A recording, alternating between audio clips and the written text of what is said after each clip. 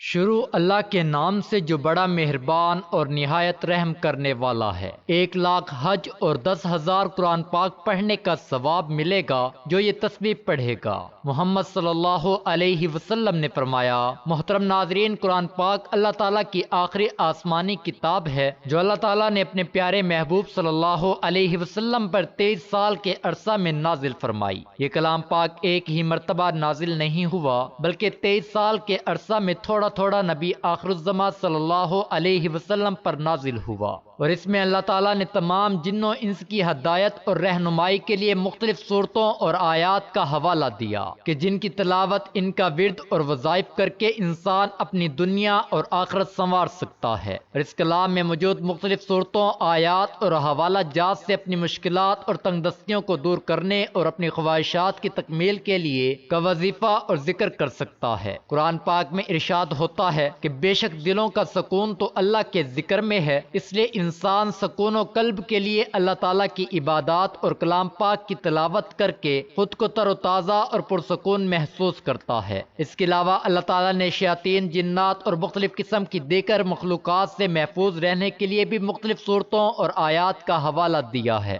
حتیٰ کہ انسان کے رزق میں وسعت، برکت اور کشادگی کے لیے بھی اللہ تعالیٰ نے سینکڑوں آیات متعارف کرائیں جو اسی کلام پاک کے اندر موجود ہیں، اور اللہ تعالیٰ نے اپنی وحدانیت کا تعارف بھی اسی کلام پاک کے ذریعے انسانوں تک پہنچایا، جس کے ذریعے لوگ اللہ تعالیٰ کو واحد و یکتا جان کر اسی کو قادر مان کر اس کی عبادت کرتے چلے آتے ہیں۔ اسی طرح سے ہمارا آج کا وظیفہ بھی ایک ایسی صورت کی آیات کا وظیفہ ہے کہ جن کلمات کو پڑھنے سے ثواب تو ملے گا ہی، لیکن اس کے ساتھ ساتھ 1,00,000 حج اور 10,000 قرآن پاک پڑھنے کا بھی ثواب ملتا ہے۔ حضرت محمد صلی اللہ علیہ وسلم نے فرمایا، جو اللہ تعالیٰ کے پاک کلام کی اس صورت کی آیات کی تلاوت کرتا ہے، اللہ تعالیٰ اسے بے حساب و کتاب ثواب عطا فرماتا ہے۔ اس کی دنیا اور آخرت سنور جاتی ہے، اس کی مشکلات ختم کر دی جاتی ہیں اور اس کی خواہشات کو پورا کر دیا جاتا ہے۔ ناظرین، وظیفے میں آگے بڑھنے سے پہلے یا آپ کو ان آیات سے متعارف کروانے سے پہلے آپ کو اللہ تعالیٰ کے پاک کلام کا مختصر تعارف بیان کرتے ہیں۔ قرآن میں صرف اللہ تعالیٰ کا کلام ہے، کسی انسان، جن یا فرشتے کا کلام اس میں شامل نہیں۔ اسے اللہ تعالیٰ نے خود ہی کلام اللہ یا آیت اللہ فرمایا ہے۔ ارشاد باری تعالیٰ ہے، حتیٰ یسمع کلام اللہ، تاکہ وہ کلام اللہ کو سن لے۔ یتلون آیات اللہ، وہ اللہ کی آیات کی تلاوت کرتے ہیں۔ قرآن اللہ تعالیٰ کا کلام ہے اور کلام کرنا اللہ تعالیٰ کی صفت ہے، اس لیے یہ بھی اللہ تعالیٰ کی ذات کی طرح غیر مخلوق ہے۔ بے شک وہ لوگ جو اللہ کی کتاب پڑھتے ہیں اور نماز قائم کرتے ہیں اور ہم نے انہیں رزق دیا، اس میں سے پوشیدہ اور اعلانیہ خرچ کرتے ہیں، وہ ایسی تجارت کی امید رکھتے ہیں جو ہرگز ضائع نہیں ہوگی۔ آپ صلی اللہ علیہ وسلم نے تلاوت قرآن پر ثواب کی بشارت یوں ارشاد فرمائی، جو شخص قرآن مجید کے ایک حرف کی تلاوت کرے گا اسے 10 نیکیوں کا ثواب ملے گا۔ میں یہ نہیں کہتا کہ الف لام میم ایک حرف ہے، بلکہ الف ایک حرف ہے، لام ایک حرف ہے اور میم ایک حرف ہے۔ ناظرین، اللہ تعالیٰ کے بہت سے بندے ایسے ہیں جنہیں حج کرنے کا شوق ہے، لیکن وہ حج اور عمرہ نہیں کر سکتے کیونکہ ان کے پاس اتنا مال نہیں ہے، اتنی دولت، اتنے پیسے نہیں ہیں کہ وہ حج کر سکیں۔ اور دوسرا، اللہ جسے چاہتا ہے وہی حج اور عمرہ کرتا ہے، یعنی اگر پیسہ ہے بھی لیکن اگر اللہ نہ چاہے تو وہ بندہ حج اور عمرہ نہیں کر سکتا۔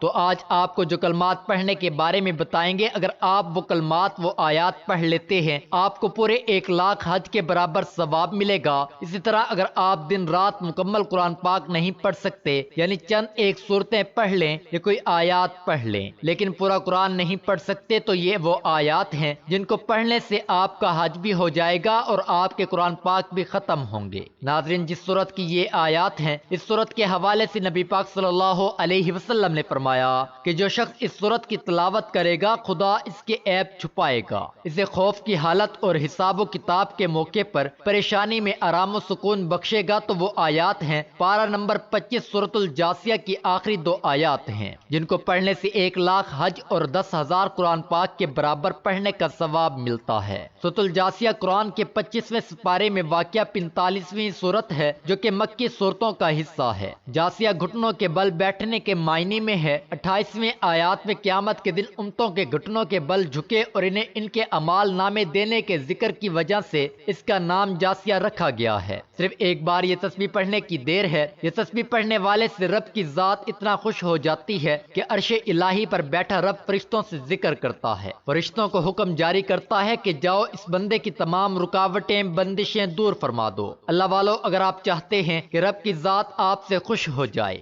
آپ کی نسلوں کو آباد فرما دے، تو یہ خاص وظیفہ اور ساتھ میں ایک دعا بھی آپ کو بتاؤں گا، لہٰذا ویڈیو کو آخر تک دیکھیے گا تاکہ آپ کو پورے وظیفے کی صحیح طرح سے سمجھ آ جائے۔ تو محترم ناظرین، اس وظیفے کو کسی صورت مت چھوڑیے گا، کیونکہ رب کی ذات جب دینے پر آتی ہے تو نہ شکلیں دیکھتی ہے نہ اعمال دیکھتی ہے۔ رب کی ذات جس بندے سے راضی ہو جائے اس کی نسلوں کو آباد فرما دیتی ہے۔ اگر آپ بھی اپنی نسلوں کو آباد دیکھنا چاہتے ہیں، اپنے گھر سے بے سکونی کا خاتمہ چاہتے ہیں، تو یہ خاص وظیفہ کسی صورت نہ چھوڑنا۔ یہ وظیفہ اتنا آسان اور مجرب ہے، اور اللہ کا کرشمہ خود دیکھو گے کہ کیسے آپ کے اوپر اللہ پاک کی کرم نوازیاں ہونا شروع ہو جائیں گی۔ یہ وظیفہ سارے وظائف کا بادشاہ ہے، یوں سمجھ لیجئے کہ اس کو کرنے کے بعد آپ دیکھنا کیسے اللہ کی آپ کے اوپر رحمت ہوگی، کیسے آپ کے کام بنتے چلے جائیں گے۔ اس عمل کو کرنے والے کی زندگی میں آسانیاں پیدا ہونا شروع ہو جاتی ہیں، اس عمل کو کرنے والے کی زندگی سے مشکلات ختم ہونا شروع ہو جاتی ہیں، اس وظیفے کو کرنے والے کے تمام بگڑے کام بننا شروع ہو جاتے ہیں۔ آپ کے اوپر کسی بھی قسم کی بندش ہے، رکاوٹ ہے،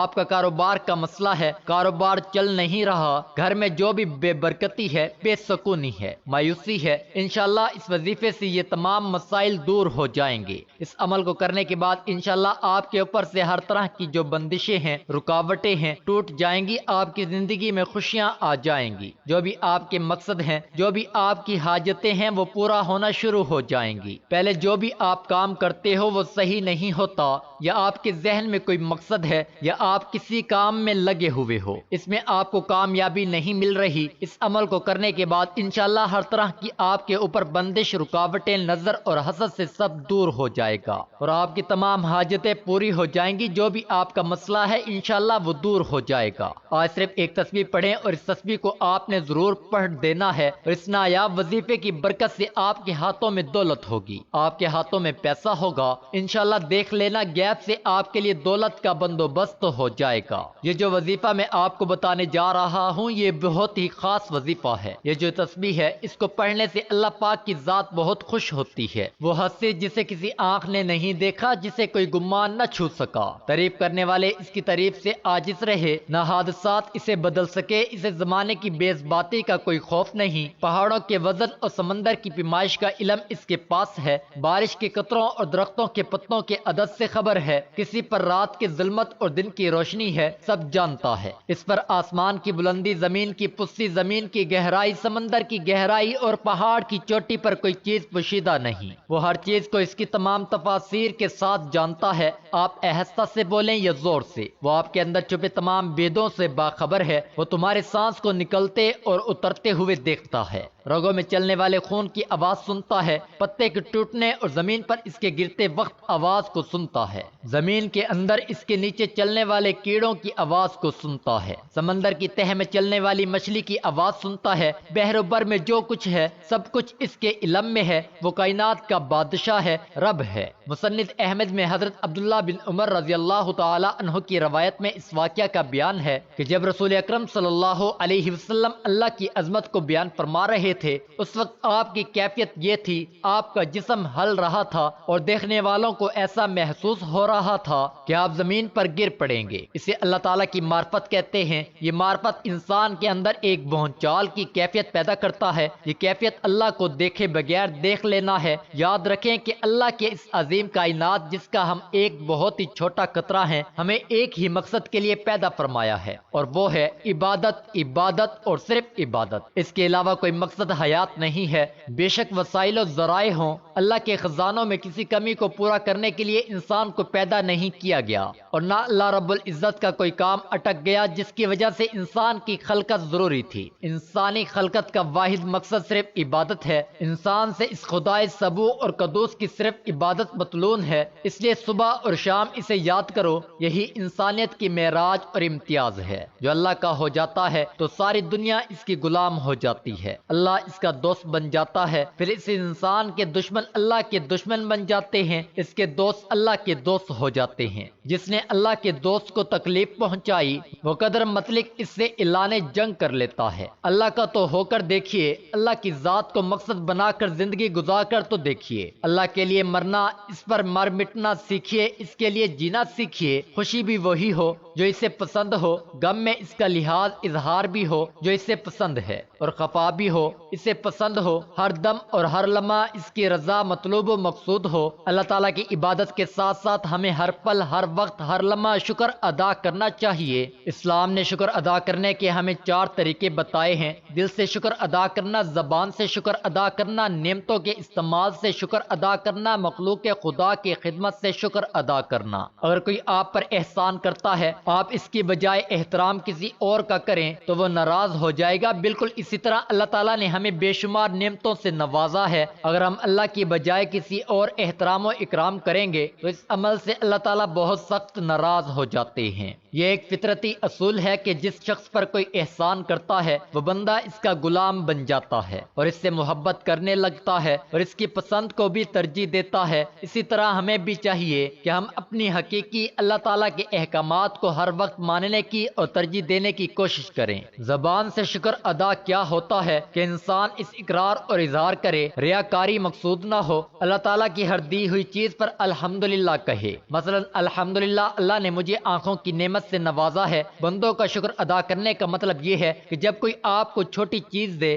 اس پر اس کو جزاک اللہ کہہ دیا جائے تاکہ اس کے ذریعے اس کی دی ہوئی نعمت کا اس کو بدلہ مل جائے۔ حدیث میں ہے، آپ نے فرمایا کہ جو شخص بندوں کا شکر ادا نہیں کرتا وہ میرا بھی شکر ادا نہیں کرتا۔ اللہ تعالیٰ کی دی ہوئی نعمتوں کو عملی طور پر استعمال کرنا اور اس کا استعمال کر کے اظہار کرنا ایک مشہور واقعہ ہے۔ ایک صحابی آپ کے پاس آئے اور انہوں نے میلے کچیلے کپڑے پہنے ہوئے تھے، جس پر آپ نے ناراضگی کا اظہار کرتے ہوئے فرمایا کہ جاؤ کپڑے صاف ستھرے پہن کر آؤ، کیونکہ اللہ تعالیٰ خود بھی جمیل ہے اور خوبصورت اور جمال کو پسند کرتے ہیں۔ جب ہم اللہ کی دی ہوئی نعمتوں کا اپنے وجود پر اظہار کرتے ہیں تو اس سے اللہ تعالیٰ بہت خوش ہوتے ہیں، لیکن اگر استعمال نہ کیا جائے تو یہ بھی ایک ناشکری ہے۔ تو ناظرین، چلتے ہیں آج کے وظیفے کی جانب۔ آپ نے کون سی آیات اور کون سے کلمات پڑھنے ہیں؟ تو جیسے آپ کو سورۃ الجاثیہ کی فضیلت کے بارے میں بتایا گیا ہے، یہ آیات بھی اسی کی آخری 2 آیات ہیں۔ اس کو اب کس طرح اور کس ترتیب سے پڑھنا ہے یہ توجہ سے سن لیجئے گا۔ ناظرین، کوئی بھی وظیفہ شروع کرنے سے پہلے حضور صلی اللہ علیہ وسلم کی ذات پر درود پاک لازمی پڑھا کریں۔ تو یہ وظیفہ بھی شروع کرنے سے پہلے درود ابراہیمی ایک مرتبہ لازمی پڑھ لیں، ثواب کی نیت سے میرے ساتھ بھی پڑھ لیں۔ اللہم صلی علی سیدنا و مولانا محمد وعلی آل محمد کما صلیت علی ابراہیم وعلی آل ابراہیم انک حمید مجید۔ اللہم بارک علی محمد وعلی آل محمد کما بارکت علی ابراہیم وعلی آل ابراہیم انک حمید مجید۔ ناظرین، درود پاک پڑھنے کے بعد آپ نے سورۃ الجاثیہ کی آخری 2 آیات پڑھنی ہیں کہ جس کے پڑھنے سے 1 لاکھ حج کا ثواب اور 10,000 قرآن پاک پڑھنے کا ثواب ملتا ہے۔ حضور پاک صلی اللہ علیہ وسلم کا فرمان ہے، اور وظیفہ شروع کرنے سے پہلے اور بعد میں درود پاک پڑھنے سے کوئی بھی وظیفہ، کوئی بھی کلام، اس کی قبولیت میں کوئی شک نہ رہتا ہے۔ تو آج کی آیات بھی سماعت فرما لیجئے۔ فَلِلَّهِ الْحَمْدُ رَبِّ السَّمَاوَاتِ وَرَبِّ الْأَرْضِ رَبِّ الْعَالَمِينَ وَلَهُ الْكِبْرِيَاءُ فِي السَّمَاوَاتِ وَالْأَرْضِ وَهُوَ الْعَزِيزُ الْحَكِيمُ۔ بس اللہ ہی کے لیے سب تعریفیں ہیں جو آسمانوں کا رب اور زمین کا رب ہے، تمام جہانوں کا رب ہے، اور اسی کے لیے آسمانوں اور زمین میں سب بڑائی ہے اور وہی سب پر غالب ہے، کمال حکمت والا ہے۔ یہ بہت ہی کمال کی آیات ہیں، اس میں اللہ تعالیٰ کی تعریف بھی ہے